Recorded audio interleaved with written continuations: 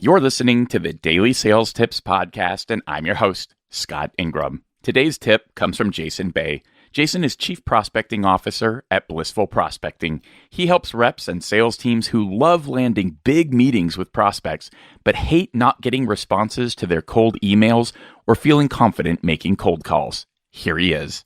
My tip for today is the importance of conversations over conversions.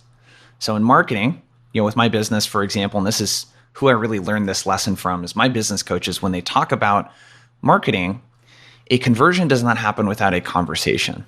So for example, if someone does not talk to me, they will not buy my stuff, right? So put very simply, the training programs and the coaching programs that I have with companies are large enough to where people have to talk with me, have an actual conversation in order to buy it. So if I engineer my whole marketing process around conversions, so sending emails to them that say, click here to buy this, click here to sign up, or I'm doing outbound on them and I reach out and say, I'd love to do a meeting with you, click here to book it using my Calendly link.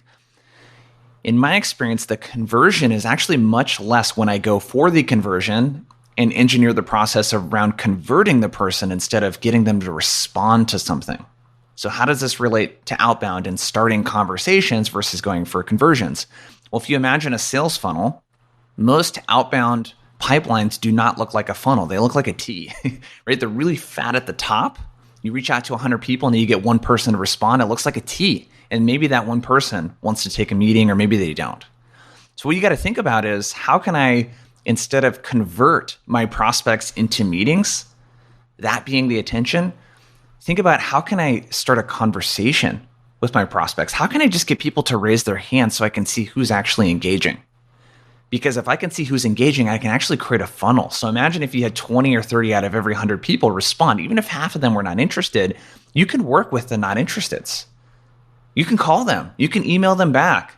You can nurture them. There's all kinds of things, but you can't really do anything with people that don't respond. If they don't pick up the phone, if they don't respond to an email or a LinkedIn connection request, you can't really do anything with them.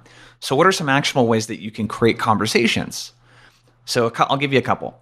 One of them is, when you're doing your cold call, don't ask for the meeting at the top of the cold call. I know this goes against a lot of advice actually on LinkedIn, but if you say, hey, my name's Jason, I'm with Blissful Prospecting. I was calling you, Joe, because I noticed that you have a sales development team of a couple dozen people, and I wanted to see if we could meet up later this week or next. What does your calendar look like?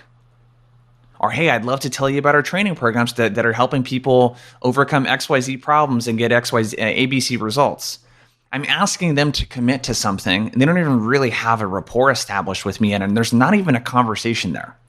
All they did was say hello, and then I went right into my thing. The odds of that converting are much, much, much lower than you starting a conversation with someone and thinking of a good open-ended question to ask them.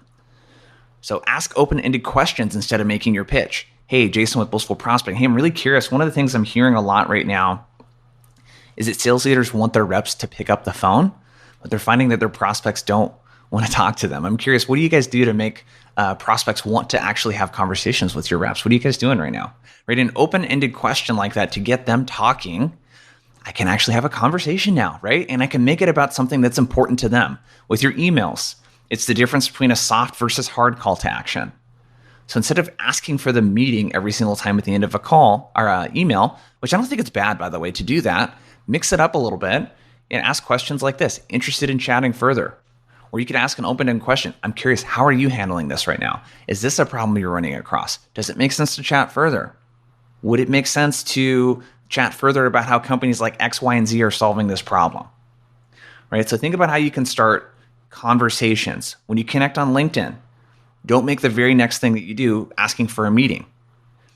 Share some helpful content with them and ask them what their thoughts are. And it could be as simple as that. So if we engineer this process around starting conversations, you can get those 20, 30% reply rates. And again, half of them might not be interested right away, but at least you're seeing who's raising their hand and who's responding to your communication so you can focus on that. So that's my tip for today. Focus on conversations over conversions. Engineer your entire outbound process around starting conversations with your prospects. For more outbound tips from Jason, check out his Blissful Prospecting podcast. We've got links for you at DailySales.Tips /891.